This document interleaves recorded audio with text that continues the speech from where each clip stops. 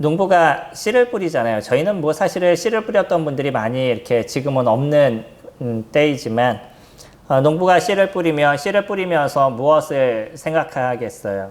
아, 그냥 오늘 씨 뿌렸으니까 오늘 할 일을 다 했다라는 생각을 가질까요? 씨를 뿌리면서 어떤 생각을 가질까요?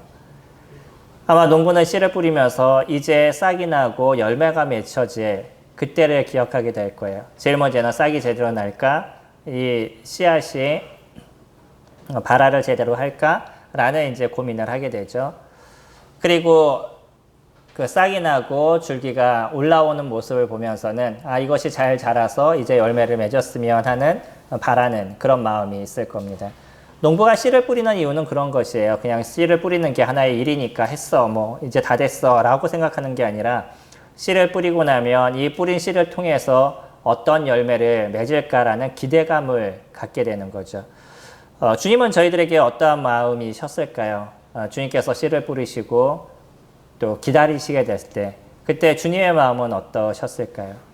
씨를 뿌리고 이제 열매를 맺기를 원하는데 이 나무들이 열매를 맺지 않아요. 그리고 그냥 그대로의 모습, 그냥 자라기만 해요. 네, 그런 모습을 보면 마음이 어떠한 아픔이 있을까요? 저도 토마토를 예전에 한번 재배해 봤는데 제가 잘 하지 못해서 그러지만 열매가 잘 맺혀지지 않으니까 마음이 상하더라고요. 옆에를 보니까 다른 그 지붕에서 이렇게 재배하시는 분은 똑같은 방울토마토를 심었는데 너무나 잘 열리는데 제 거는 열리질 않아요. 그러니까 내가 잘못한 걸 떠나서 마음이 상하더라고요. 왜 이렇게 내 건 안 열리나라는 생각을 이렇게 갖게 되는데 주님이 저희들을 심으셨습니다. 그리고 이 심으신 것에 대해서는 그 심은 거에 대한 목적이 있는 거예요. 그냥 너희들이 내가 심었으니까 알아서 잘 자라가, 너희들 자라가는 것만 뭐 그냥 살아가는 거기만 하면 되는 거야 라는 생각을 가지시는 게 아니라 주님이 저희들을 심으셨을 땐 그 심은 것을 통해서 나타나는 열매, 그것을 기대하면서 저희들을 심으시게 된 거죠. 우리들의 구원은 그렇습니다. 주님이 저희들을 부르셨어요. 이 부르심은 우리를 주님의 안으로 부르신 거죠. 예수 그리스도를 영접할 수 있도록 인도하시고 예수 그리스도를 받아들일 수 있도록 저희들의 마음을 열어주신 것. 물론 그 이전에는 주님께서 이미 십자가의 죽으심을 통해서 우리에게 구원의 길을 다 열어주셨잖아요. 만약에 예수 그리스도 그분이 이 땅에 오셔서 저희들을 위해서 죽음을 이루지 않으셨다라고 얘기한다 그러면 이 구원의 길은 전혀 열릴 수가 없는 거죠. 우리는 그거 어떤 노력과 수고 아니면 우리들의 몸을 불사르도록 내어준다 할지라도 거기에서 구원이라는 자체는 불가능한 거였어요. 그러나 예수 그리스도 그분께서 이 땅에 오셔서 인간된 몸을 가지시고 그 완전한 성육신을 이루셔서 십자가에서 우리와 동등되게 죽음을 당하심으로 인해서 저희들을 대신해서 이루신 그 십자가의 아름다움이 우리의 죄에 대한 모든 대가를 거기서 해결을 해주셨죠. 그분의 죽으심을 통해서 비로소 구원의 길이 저희들에게 열리게 되고요. 아버지 하나님께 갈 수 있는 기회가 저희들에게 부여가 된 거죠. 그리고 나서 주님은요, 저희들을 부르시는 거예요. 구원의 길로 저희들을 부르시고요. 예수 그리스도를 영접할 수 있도록 그 길을 열어주시고 저희들을 이끌어주시는 그런 삶을 이루어주셨습니다. 주님께서 저희들을 부르심에 그 목소리가 없었다면, 부르심의 음성이 저희들에게 없었다면 우리 중 여기에 있는 어떤 누구도 예수 그리스도를 영접할 수 있는 길이 저희들에게 열리지 않았다는 거예요. 이것이 부르심입니다. 주님이 저희들을 부르시고요. 예수 그리스도 그분을 믿을 수 있는 길을 만들어주시는 것. 주님께서 저희들을 그렇게 부르실 때는 부르심의 목적이 있는 거죠. 부르심의 이유가 있는 겁니다. 그 이유를 우리가 놓치게 되는 순간 우리는 끊임없이 내중심적인 생각을 가지게 돼요. 그래서 인간적인 생각 속에서 그냥 나의 필요를 자꾸 요구하고 나의 필요만을 얻기를 원하는 그런 생각을 갖게 되는 거죠. 근데 이 부르심은 예수 그리스도 그분이 저희들을 부르신 거죠. 아버지 하나님 그분의 입장에서 저희들을 부르셨기 때문에 그분이 왜 우리를 부르셨는지에 대한 부르심의 정확한 이유를 저희들이 기억하게 되면 내가 주님의 이런 모습에서 나를 부르셨기 때문에 내가 이와 같은 삶을 살아가야 되는구나라는 확신을 또 저희들이 갖게 되는 거죠. 오늘 이제 본문을 통해서는 저희가 침례 요한을 조금 더 살펴보게 될 겁니다. 침례 요한의 모습은 너무나 아름다움의 모습을 갖고 있었던 사람이었던 거죠. 그래서 예수 그리스도 그분 자체도 침례 요한을 뭐라고 얘기하냐면 어떤 누구보다도 큰 자라는 표현을 침례 요한한테 사용을 합니다. 그리고 구약에서는요, 이 땅에 다시 오게 될 엘리야, 그러니까 구약에 있었던 엘리야가 신약에 다시 온 그가 침례 요한이다라고 이야기를 해요. 여기 저희 마태복음 말씀 볼까요? 마태복음 11장 말씀 보시면 14절에 13절부터 볼까요? 11장 13절에 모든 선지자와 율법이 예언한 것은 요한까지니 만일 너희가 즐겨받을진대 오리라 한 엘리야가 곧 이 사람이라. 말라기 4장 5절에서 보면 엘리야가 다시 올 거라는 표현이 있습니다. 그리고 그 엘리야가 누구냐면 침례 요한이다라고 얘기를 하죠. 이 침례 요한은 그만큼 선지자 중에 최고의 선지자라고 얘기할 수 있는 사람이 엘리야였었죠. 그 엘리야가 신약에서 다시 온 사람이 침례 요한이라고 얘기할 정도로 침례 요한은 어떤 누구보다도 선하고 어떤 누구보다도 하나님의 일을 아름답게 이뤄갔던 사람의 모습이었던 거죠.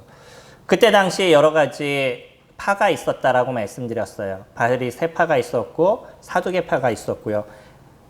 이 침례 요한은 아마 에세네파라고 그들은 금욕주의적인 삶을 살았던, 세상과 문화적으로 좀 단절을 시키고 오직 정결함의 삶을 살기를 노력해서 사막에서 삶을 살았던 그런 그 부류 중에 한 부류가 이 에세네파였습니다.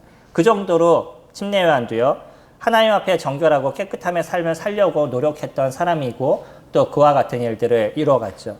오히려 바리새인들을 향해서는 독사의 자식들아라고 얘기할 정도로 강력하게 그들이 갖고 있었던 잘못에 대해서 책망하는 일을 이뤄가면서 사람들로 하여금 자기의 생각에서 벗어나서 아버지 하나님께 돌아오도록 그 역할을 담당했던 것이 침례 요한이었습니다.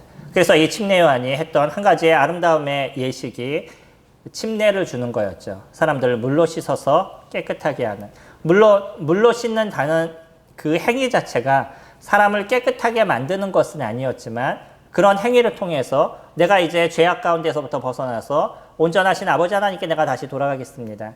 지금까지 내가 나의 중심적인 인생을 살았는데 하나님 그분의 중심적인 인생을 살겠습니다라고 다시 고백하고 돌아올 수 있도록 하는 이 회개의 침례를 주었던 것이 침례 요한의 모습이었던 거죠. 그래서 침례 요한은 많은 사람들이 함부로 대할 수 없었던 그런 영적인 아우라라고 그러겠죠. 그런 능력을 갖고 있었던 모습이 있었습니다. 그래서 예수 그리스도 그분이 얘기하실 때도 이 침례 요한의 아름다움에 대해서 그분의 그 능력에 대해서 이분이 갖고 있는 귀함에 대해서 예수님도 이야기하셨음에도 불구하고 오히려 11장 11절에 보면 뭐라고 얘기하시냐면 내가 진실로 너희에게 말하노니 여자가 낳은 자 중에 세례 요한보다 큰 이가 일어남이 없도다. 그러나 천국에서는 극히 작은 자라도 그보다 크니라 라고 얘기를 하죠. 그때 당시에 여자가 낳은 아이들 중에 침례 요한보다 더 큰 자가 없다라고 얘기할 정도로 영적으로 아주 대단한 능력을 갖고 있었던 것이 침례 요한이었었는데 그러나 하나님 나라에 딱 들어가게 되면 어떤 누구도 침례 요한보다 못한 사람이 없다라고 얘기해요. 무슨 얘기일까요? 침례 요한이 이 땅에 있었을 땐 그만큼의 능력과 영적인 모습을 갖고 있었다 할지라도 이제 예수 그리스도 그분의 죽으심을 통해서 이 땅 가운데 임하신 그 성령의 세례를 받은 사람들, 성령의 침례를 받은 사람들의 모습은 침례 요한의 모습과는 훨씬 더 특별하고 놀라움의 모습을 갖고 있다는 거죠. 지금의 저희들은요, 성령의 인치심을 받은 존재입니다. 예수 그리스도 그분을 통해서 우리 안에 성령이 내주하시고 성령이 저희들을 지배하시고 인도하시는 그런 삶을 저희가 살아가고 있죠. 그래서 저희가 갖고 있는 그 은혜는 침례 요한이 받았던 은혜보다 더 놀라운 은혜를 받고 저희가 인생을 살아가고 있다는 거예요. 그래서 예수 그리스도 그분을 통해서 시작된 이 하나님 나라의 아름다움, 그러니까 이 교회의 놀라움의 모습이 시작이 됐었을 때 그 안에 들어와 있는 그 어떤 누구도 침례 요한보다 더 특별하고 놀라움의 모습을 가져가고 있는데 그 이유가 무엇이냐면 우리 안에 내주하시는 성령 때문이신 거예요. 성령은요, 저희들을 아버지 하나님께 부르실 뿐만 아니라 저희 안에 내주하심을 통해서 우리를 중생시키시고, 그러니까 우리를 거듭나게 하시고 하나님의 자녀가 되는 그 길을 인도하신 그분이 성령이신 거죠. 거기서 끝나는 것이 아니라 우리가 인생을 살아가는 그 삶의 여정 속에서 여전히 저희들을 옳은 길로 만들어 가시는 그분이 성령이신 겁니다. 그렇기 때문에 예수 그리스도를 영접한 그 사람의 심령에는 성령께서 우리를 이끄심의 삶을 살아갈 수밖에 없는 거예요. 왜 우리가 주님을 믿었는데 여전히 죄악 가운데 있으면서 그 죄악이 무엇인지도 인지하지 못하고 살아가는 사람들을 보면 어떤 누구도 그것을 보면서 저 사람이 진짜 주님을 믿은 사람이야? 라는 이야기를 하게 되죠. 그 이유가 뭐냐면 우리 내면에 있는 성령은요, 끊임없이 저희들에게 옳은 길을 가게 만드는 거예요. 의의 길을 가게 만들고 우리 성령이 그분께서 무엇이 잘못되고 무엇이 옳은지에 대해서 끊임없이 책망하시는 일을 저희들 가운데 이뤄 가시기 때문에 내 안에 성령이 있는 사람이 그 잘못된 길을 물 마시듯이 살아가면서 양심의 가책을 느끼지 못한 삶을 살아간다면 그것은 문제가 있는 것이라는 거죠. 그 안에 진짜 주님이 있나? 우리가 고민하게 되는 거죠. 단지 이 성령은 우리 안에 있는 어떤 영향력이 아닌 거예요. 그러니까 영향력이라는 건 무엇인가 도움을 줬다가 주지 않을 수 있는, 밖에서 무엇인가 일을 이루는 사람인 거죠. 그런 것을 영향력이라고 얘기할 수 있습니다. 많은 사람들이 성령을 어떤 영향력처럼 생각을 해요. 내가 필요할 때 무엇인가 도움을 주는 그런 존재라고 얘기하는데 성령은 그렇지 않습니다. 고린도전서 3장 16절에서 얘기하는 것처럼 너희가 하나님의 성령인 것을 너희가 알지 못하느냐라고 얘기하는, 너희가 하나님의 성전인 것을 알지 못하느냐라고 얘기하는 것처럼 우리 내면이 하나님의 성전인 거죠. 그리고 이 교회가 하나님의 성전인 거예요. 교회가 아름다워야 되는 것과 교회가 이 죄에서 벗어난 인생을 살아야 되는 이유는 이곳이 성령께서 좌정하시는 그런 곳이기 때문입니다. 그래서 자기의 어떤 주장을 펴고 자기중심적인 것을 이끌어가려고 노력하고 내가 원하는 대로 교회를 만들어가려는 그런 모습을 가져가게 되면 교회는 어려워지고 힘들어지는 거예요. 성령의 이끄심을 따라서 만들어가는 교회가 아니라 그냥 내가 하고 싶은 것을 하려고 그러는 내중심적인 모습을 교회 가운데 가져가기 때문에 교회에서 문제가 발생하게 되는 거죠. 뿐만 아니라 우리 내면도 마찬가지인 거예요. 이제 성령이 우리 안에 함께 하심을 통해서 이 내주하심의 삶을 살아가게 되면 내가 중심적인 삶이 아니라 성령 중심적인 삶, 하나님 중심적인 삶으로 우리는 변하게 되고 내가 무엇인가를 선택하게 됐었을 때 이것이 주님이 원하신 것인가 그러지 않는가를 고민하게 되는 거죠. 이게 성령께서 내주하시는 사람의 모습인 겁니다. 그러니까 얼마나 놀라움의 인생을 우리가 살아가고 있는 거예요. 예수 그리스도를 영접했다는 그 자체가 얼마나 크고 놀라움의 삶을 저희가 살아가고 있는 거죠. 오늘 본문 요한복음 3장으로 돌아가셔서 저희 21절부터 36절까지 같이 보실 건데 요한의 제자들이 요한에게 나왔습니다. 그 요한의 제자들이 봤는데 예전에 요한이 얘기하셨던 그 사람, 예수라는 사람에 대해서 얘기를 했는데 그 예수라는 사람에게 이제 사람들이 많이 몰려가게 되는 거예요. 예전엔 요한에게 나와서 침례를 받고 요한의 설교를 들었던 이런 사람들이 이제는 예수라는 그분에게 가서 그분에게 침례를 받고 그분의 이야기를 듣는 것을 보니까 요한의 제자들이 마음에 분이 나기 시작했어요. 아니 어떻게 우리한테 와야 될 사람들이 저에게 가나라는 고민을 요한의 제자들이 하게 되죠. 물론 예수님께서 직접 침례를 주신 것은 아니죠. 예수님의 제자들이 침례를 베풀었던 것인데 근데 그들은 예수님께 침례를 받았다라고 생각을 하고 있습니다. 22절에 보시면 그 후에 예수께서 제자들과 유대 땅으로 가서 거기 함께 유하시며 세례를 베푸시더라. 요한도 살렘 가까운 에논에서 세례를 베푸니 거기 물이 많음이라. 그러므로 사람들이 와서 세례를 받더라. 요한이 아직 옥에 갇히지 아니하였더라.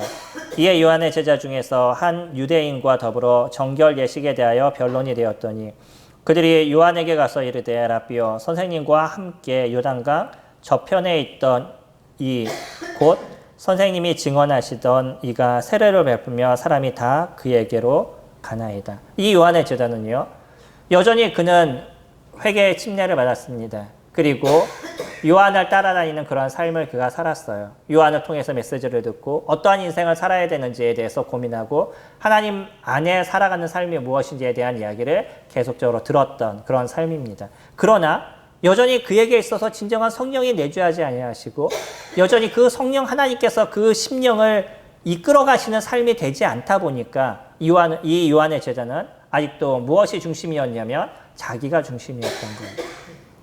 예전에는 사람들이 우리에게 왔습니다. 근데 우리에게 오지 않아요. 그러니까 마음에 분이 생기고 화가 생기고 그리고 거기에 불평이 생기는 것이에요. 다른 사람이 잘 되는 걸 보니까 마음에 안 좋은 생각이 나타나는 거죠.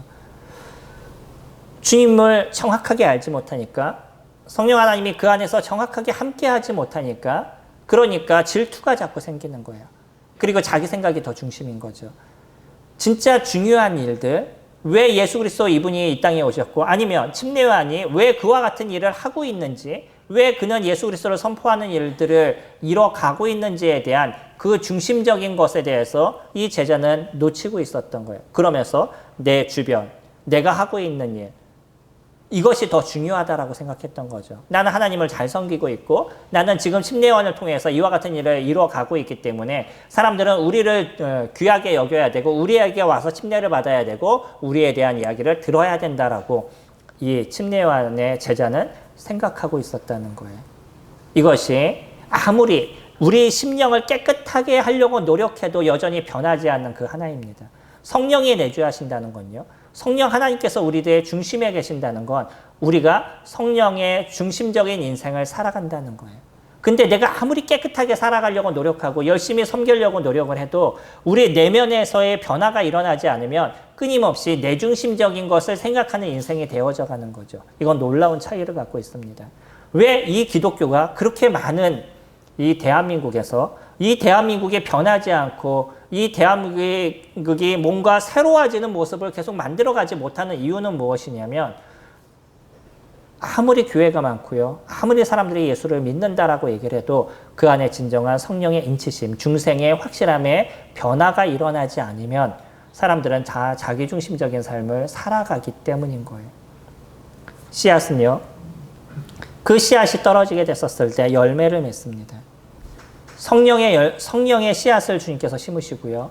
그곳에 성령께서 인도하시는 사람들의 모습은 예수 그리스도 그분을 드러내는 인생을 살아가는 열매가 맺어져 나가는 거예요. 주님은 저희들을 그렇게 심으셨습니다. 주님의 나라에 심으셔서 우리로 하여금 예수 그리스도 그분을 드러내시는 삶을 살아가게 만드시고 아버지 하나님을 드러내는 그런 삶을 살도록 만드신 것이 우리를 심으신 목적인 거예요. 그런데 침례 요한은요.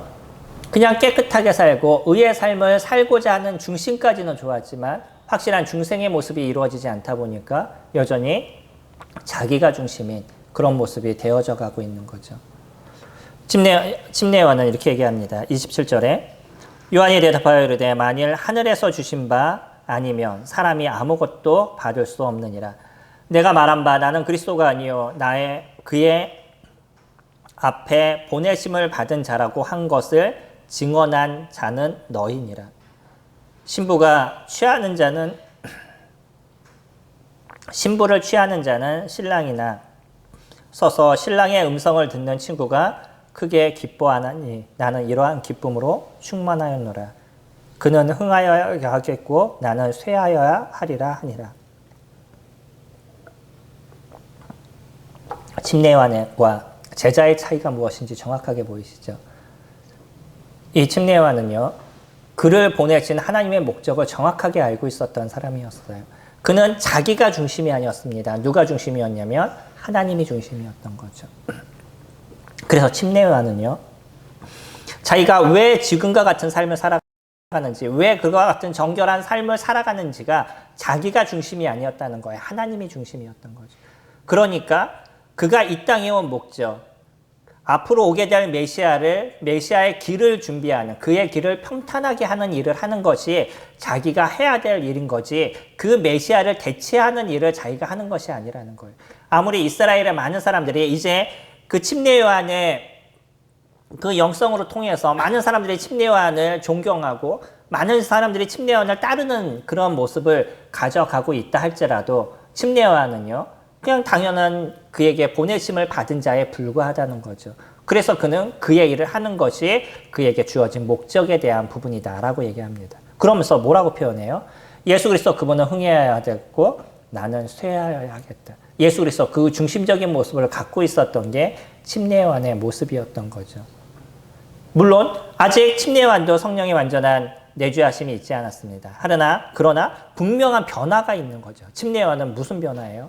그의 심령에는 하나님 중심적인 삶이 되어져 가고 있어요. 자기 중심적인 것이 아니라는 거예요. 자기가 이 땅에 온 목적을 정확하게 인지하고 그와 같은 삶을 침례요한은 살아가고 있다는 거죠. 우리는 주님을 섬기는 일을 이뤄가고 있습니다. 그런데 나를 왜 주님께서 구원하셨는지, 주님이 나를 왜 부르셔서 예수 그리스도를 알게 하시고 그 구원의 역사를 나에게 이루어 주셨는지, 나에게 이 중생의 은혜를 왜 베풀어 주셨는지를 우리가 인지하지 못한다 그러면 그것은 문제가 있는 거예요. 우리는요, 침례요한처럼 우리를 부르신 하나님의 목적을 정확하게 인식해야 됩니다. 그 인식이 무엇이냐면 이제 내 중심적인 삶을 살아가는 것이 아니라 하나님 중심적인 인생을 살아가게 되는 거예요. 이제 나를 위해서 살아가기보다 주님을 위해서 살아가는 삶을 저희가 살아가겠다라고 고백하는 거예요. 이것이 부르심을 받은 사람들의 모습인 거죠. 그래서 저희가 교회를 함께 섬기는 이 자체는 이 속에서 내주하시는 성령을 섬기는 일들을 저희가 이뤄가고 있는 거죠. 이곳에 자정하시는 아버지 하나님을 섬기는 일을 우리가 이뤄가기 때문에 우리 각자에게 주어진 은사를 우리는 어떻게 쓸 것인가, 이것을 통해서 어떻게 교회가 아름다움의 모습을 만들어갈 것인가, 어떻게 이것을 통해서 하나님 그분의 이름이 드러나고 예수 그리스도 그분의 이름이 드러날 것인가 라는 것을 고민하는 삶을 저희가 살아가는 거예요. 그러니까 성도들을 섬기는데 저희들의 마음을 쓰죠. 왜요? 성도들이 영적으로 성장하고 좋아지는 것이 곧 교회가 아름답게 성장하는 모습인 것이죠. 그래서 성도님들이 어떻게 하나님을 추구할지에 대해서 그 일을 같이 돕고 이뤄가는 일들을 만들어가는 거죠. 마음이 어려운 분을 위로해서 그가 하나님을 보도록 이야기하고, 내가 도와줬으니까 나를 좀 알아봐줘. 내가 저 사람에게 이와 같은 일을 해줬으니까 저 사람이 나를 이렇게 귀하게 볼 거야. 이거는 세상에서 어떤 공동체도 다 하고 있는 얘기예요. 그게 아니라 내가 저 사람을 도와줌을 통해서 그 사람이 하나님을 어떻게 추구하게 될 건지, 저 사람의 마음이 위로가 돼서 어떻게 저 사람이 하나님께 마음을 두는 인생을 살아갈지를 고민하면서 저희는 교회를 섬기고 성도들을 섬기는 일들을 이뤄가는 거죠. 때로는 나의 돈을 투자함을 통해서. 성도님들에게 조금 도움이 된다 그러면 내가 멀리 어디 여행을 갔다가 하더라도 성도님들을 생각해서 무엇인가 아름다움을, 무엇인가 좀 작은 선물을 준비해서 성도님들에게 같이 나눠 먹을 수 있는 그런 마음도 갖는 것. 이번에 어떤 형제가 그런 일을 하는 걸 보니까 너무 마음이 좋았어요. 지나가다가 한 곳에 가서 식사를 이렇게 같이 했는데 거기에 특산물을 보니까 성도님들이 생각이 나서 그래서 특산물을 사서 갖고 왔더라고요. 그래서 뒤에 이렇게 배치해놔서 그냥 성도님들이 아무것 모르시고 드셨지만 그게 형제가 갖고 있었던 마음이었습니다. 너무나 좋았었어요. 이게 우리가 갖고 있는 심령인 거잖아요. 내 것을 조금 나눔을 통해서 성도님들에게 기쁨이 되고 즐거움이 될 수 있다면 우리는 그와 같은 일들을 함께 이뤄가게 되는 거죠. 오히려 저도 제가 놓치고 있었던 뭐 하나를 생각하게 됐습니다. 그냥 내 것만을, 내 먹을 것만을 생각했던 모습에서, 그래, 성도들을 위해서 나는 무엇을 준비했나? 성도들을 위해서 나는 어떤 것을 좀 사서 갖고 올 수 있는, 그 남은 것을 갖고 오는 게 아니라 사서 성도님들을 위해서 준비할 수 있는 그런 마음을 나는 갖고 있나라는 고민을 하게 됐습니다. 예전에 어떤 형제님이 그런 얘기 하더라고요. 제발 집에서 쓰던 거, 남는 거 못 쓴다고 교회에다 갖다 놓지 말고 새 거 사다 갖다 놓으라고. 그게 진짜 충격적인 얘기였어요. 어떤 면에서는요, 내가 집에서 냉장고를 새 거로 바꾸면 우리 집에 있는 냉장고 아직도 새 거예요. 아, 그럼 이거 아까우니까 교회 갖다 놔야지 라고 얘기를 해요. 그러면 교회는 헝거 쓰고 본인은 새 거 쓰겠다는 거잖아요. 그분 얘기는요, 교회는 새 거 갖다 놓고 내가 헝거 쓰더라도 교회는 새 거 갖다 놔야 되지 않습니까? 라고 얘기하셨던, 제가 한 20여 년 전, 사역하기 전에 들었던 얘기였는데 생각을 바꾸게 되는 하나의 모습이었습니다. 어떠면요, 그것도 좋은 마음이기도 하지만 뒤돌아서 생각해보면 나는 좋은 거 쓰고 교회는 안 좋은 거 쓰는 거, 그것을 당연시 여기는 마음도 되어져 가는 거죠. 우리는 생각을 좀 바꿀 필요가 있습니다. 교회가 어떻게 온전해지고 교회가 좀 더 나은 모습이 되어야 될지. 내가 내 집을 위해서 준비할 수 있는 마음이라 그러면 교회를 위해서 준비할 수 있는 것도 필요한 거죠. 내가 제 집을 사기 위해서 저축을 든다면 교회를 위해서 저축을 들 수 있는 그런 마음도 우리는 가져야 될 겁니다. 이게 교회를 위한 우리들의 삶의 모습인 거죠. 내 중심적인 것이 아니라 하나님 중심적으로 변해가는 우리의 모습이 되어져 가는 거죠. 때로는요, 사람들은 자기중심적인 것이 너무나 강해서 내가 하고 싶은 것은 하고 하기 싫은 것은 안 하려고 하는 것도 많이 있습니다. 그냥 옆에서 지켜보면서 내가 싫은 거는 안 하려는 거예요. 이것도 또 하나의 자기중심적인 거죠. 교회는 같이 가는 겁니다. 함께 해나가는 거예요. 그래서 교회에서 이뤄가고 있는 일들을 통해서 내가 어떻게 힘을 더하고 어떻게 함께함을 통해서 이것이 온전해져 갈 수 있을지. 그래서 어떤 사람들이 주님을 믿고 어떤 사람들이 주님 앞에 돌아올 수 있도록 우리는 그런 역할을 하고 있는지에 대해서 고민하게 되는 거죠. 우리는 침례요한과 제자의 모습에서 진짜 하나님 앞에 놓여있는 사람과 그러지 않는 사람들의 단적인 아주 중심적인 모습을 살펴볼 수가 있었어요.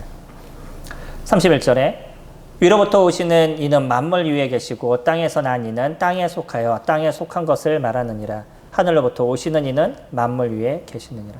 이제 그렇다고 그러면 우리는 예수 그리스도를 선포하고 전하는 일을 위해서 부르심을 받았는데 그러면 예수 그리스도를 왜 우리가 선포해야 되느냐라는 거죠. 우리는 왜 그분을 증거하는 일들을 이뤄가야 하냐면 그분은 하늘에서 오신 분이시기 때문에 그렇습니다.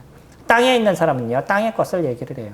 근데 하늘에 있는 분은요, 하늘의 것을 얘기합니다. 그러니까 많은 사람들이 하늘의 것에 대해서 듣지를 못하고 이해를 하지 못한다라고 얘기를 하죠. 32절 그가 친히 보고 들은 것을 증언하되 그의 증언을 받는 자가 없도다. 그의 증언을 받는 자는 하나님이 참되시다는 것을 인쳤느니라. 사람들이요, 예수 그리스도를 선포하는데 그분에 대한 이야기를 듣지 않아요. 왜요? 천국의 얘기를 하다 보니까, 사람들이 하늘의 얘기를 하다 보니까 땅에 속한 사람이 천국의 일에 대해서 관심이 없는 거예요. 그것을 이해하려고 노력하지 않아요. 그러나 그 하늘에 대한 얘기, 예수 그리스도 그분에 대해 그분이 하시는 이야기를 들을 수 있는 사람은 진정한 참됨을 얻을 수 있는 모습이 되고요. 그분은 진정한 참된 자라고 우리가 이야기할 수 있는 거죠. 우리는 예수 그리스도를 영접함을 통해서 그분이 어떤 분인지, 그분이 진짜 진리임을 고백하는 인생을 살아가고 있잖아요. 우리가 예수 그리스도를 영접하지 않았다 그러면 예수라는 분? 그래 2000년 전에 왔던 한 성인이었지. 그래 뭐 세계 몇 대 성인 중에 한 명이었지 하는 얘기는 우리는 얼마든지 할 수 있습니다. 그것을 부인하는 사람은 없어요. 그것은 역사적으로 나와져 있고 그리고 우리가 학교에서도 배우는 거기 때문에 그것에 대해서 부인하는 사람은 없습니다. 그러나요, 그분이 이 땅에 오신 하나님이십니다 라는 이 고백은 그 하늘의 이야기를 듣고 깨달은 사람만이 할 수 있는 얘기고요. 그렇기 때문에 그런 사람들의 입술에서 무엇을 얘기하냐면 예수 그리스도 그분은 진리입니다 라는 고백을 저희들이 하게 됩니다. 예수님이 저희들에게 얘기하시죠. 진리를 알지니 진리가 너희를 자유케 하리라. 우리는요, 예수 그리스도를 영접함을 통해서 이제 이 땅에 완전하지 못한 것을 보고 살아갔던 삶 속에 항상 불안하고 불편한 인생을 살아가고 미래에 대한 걱정을 갖고 살아갔던 인생이 예수 그리스도를 영접함을 통해서 이 진리가 무엇인지를 저희들이 깨닫게 되니까 그 이후로는요, 그 안에서 자유를 누리는 인생을 저희가 살아가게 되는 거예요. 진리를 알지니 진리가 너희를 자유케 하리라. 우리는 여전히 미래에 대한 불안함이 있습니다. 미래에 대한 걱정이 많이 있어요. 하지만 우리는요, 예수 그리스도의 그분의 말씀, 아버지 하나님의 그분의 말씀을 붙잡고 살아가면서 그 이후에 대한 문제를 아버지 하나님께서 해결해 가실 것, 그분이 이끌어 가실 것에 대한 확신을 갖고 저희가 살아가게 되는 거죠. 그렇기 때문에 저희들 안에 무엇이 일어나냐면 자유로움이 저희 가운데 나타나게 되는 거예요. 이 걱정은 있지만 그 걱정을 이길 수 있는 그분에 대한 진정한 믿음과 자유, 그것이 저희들 내면을 붙잡고 있는 거죠. 우리는 그런 예수 그리스도를 선포합니다. 하늘에서 오신 그분. 34절에 하나님이 보내신 이는 하나님의 말씀을 하나니 이는 하나님의 성령을 한량없이 주심이니라. 아버지께서 아들을 사랑하사 만물을 다 그의 손에 주셨으니. 하늘에서 오신 그분은요, 아버지 하나님께서 보내신 그분은 하나님의 이야기를 하시는 분이신 거죠. 그분 성령 하나님께서 함께 하심을 통해서 성령의 그 풍성함을 놀랍게 부어주시는 그런 일을 예수 그리스도 그분께서 하셨습니다. 그리고 그분은요, 그 성령을 믿는 저희들에게 동일하게 주시는 거죠. 아버지 하나님은 이 세상의 모든 것을 아들 예수 그리스도 그분에게 맡기셨어요. 그리고 예수 그리스도 그분은요, 자신을 믿는 자에게 우리에게 동일한 성령을 인도하시고 중생의 완전함을 이끌어 주시고 이 세상을 지배할 수 있는 힘을 저희들에게 주고 계시는 거죠. 우리는 이 땅을 지배하는 그런 존재가 되어야 됩니다. 아버지 하나님께서 얘기하실 때 처음 이 땅을 창조하실 때 땅을 정복하라라고 얘기하신 것처럼 우리는 이 땅을 정복하는 일들을 이뤄갑니다. 그것이 땅 투기를 하는 그런 것을 얘기하는 것이 아니라 이 죄악된 세상을 정복해서 그 속에서 의의 나라로 만드는 일들을 이뤄가는 것이 우리가 살아가는 삶의 모습이 되어져 가는 거죠. 우리 안에 있는 이 성령의 그 힘을 받아서 이 죄악 가운데 살아가는 고통 속에서 살아가는 사람들에게 진정한 예수 그리스도 그분을 통한 새로움과 중생의 기쁨을 누릴 수 있도록 그분을 선포하고 예수 그리스도를 이야기하는 그런 삶을 저희가 살아가게 됩니다. 어떻게 해요? 36절. 아들을 믿는 자에게는 영생이 있고 아들에게 순종하지 아니하는 자는 영생을 보지 못하고 도리어 하나님의 진노가 그 위에 머물러 있느니라. 아들을 우리는 믿었기 때문인 거죠. 그래서 저희들 또한요, 그 아들을 믿어야 됨을 이야기를 하고요. 그 아들의 이야기에 순종해야 된다는 것. 그분을 받아들이는 그 순종이 그들에게 있으면 영원한 생명을 얻을 수 있다는 이 놀라움의 이야기를 저희는 선포하는 일들을 이뤄가게 되죠.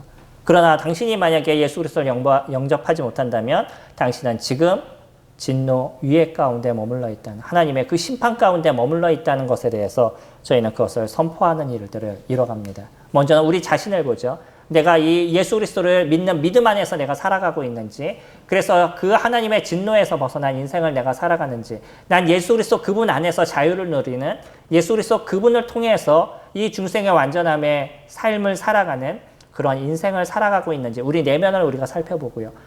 이 내면 속에서 이루어지는 예수 그리스도의 그 크심과 놀라우심을 붙잡고 우리 주변에 있는 사람들에게 예수님은 이런 분입니다. 그분은 하늘에서 오신 분입니다. 그분은 하나님의 말씀을 갖고 오셨고 그분의 말씀은 진리입니다. 그 예수 그리스도를 영접하게 됐었을 때 당신의 진정한 하나님의 자녀가 되는 권세를 저희들에게 주시겠다라고 주님께서 얘기하셨습니다. 라는 그 선포를 저희들이 하게 되는 거죠.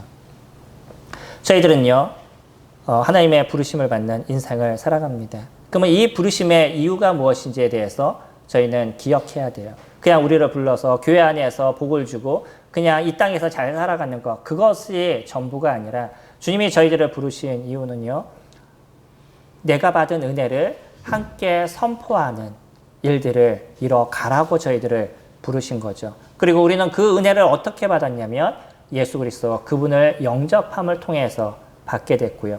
그리고 그와 같은 삶을 살아가는 것이 곧 무엇이냐면 하나님의 영광을 위해서 살아가는 것이다 라고 이야기하십니다. 우리 에베소서 1장 말씀 같이 보시면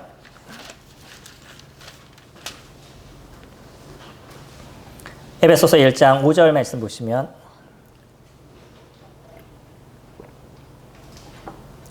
그 기쁘신 뜻대로 우리를 예정하사 예수 그리스도로 말미암아 자기의 아들들이 되게 하셨으니 이는 그가 사랑하시는 자 안에서 우리에게 거저 주시는 바 그의 은혜의 영광을 찬송하게 하려는 것이라. 우리는 그분을 찬송하고 그분의 영광을 드러내는 그런 인생을 살아가기 위해서 부르심을 받았습니다. 그분이 어떤 분인지를 선포하고 그분의 크심을 이야기하는 그러한 증거의 삶을 살도록 저희들이 부르심을 받았는데 이 증거의 삶을 통해서 우리는 하나님의 크심을 드러내는 그분의 영광을 드러내는 그런 일들을 이뤄가고 있는 거죠. 예수 그리스도는 저희들을 통해서 그분을 드러내시길 원합니다. 만약에 주님께서는 주님이 하시겠다, 혼자 하시겠다라고 얘기한다 그러면 하늘에다 요한복음 3장 16절을 그냥 이렇게 적어만 놓으셔도 돼요. 그러면 이 땅에 있는 많은 사람들이 그거를 보고 기독교로 막 돌아오게 될 겁니다. 특별한 그 기적을 사람들이 본 거죠. 그리고 두려움 가운데 교회로 오게 될지 모르겠지만 그분이 사랑의 예수 그리스도를 받아들일 수 있는 부분은 어떨지 잘 모르겠습니다. 주님은 저희들을 사용하시기 원하신다는 거예요. 저희들을 통해서 하나님을 나타내고 또 저희들을 통해서 우리 주변에 있는 사람들에게 선이 무엇인지를 보여주고 그 선을 살아가는, 그러니까 죄악된 인생 속에 있었던 사람이 그 선한 삶을 통해서 예수 그리스도 그분이 어떤 분인지를 알 수 있도록, 느낄 수 있도록 그 일을 위해서 저희들을 부르셨습니다. 이 부르심에 합당하게 아름다운 열매를 맺어가는 그런 저와 성도님들이 되시기를 소망합니다.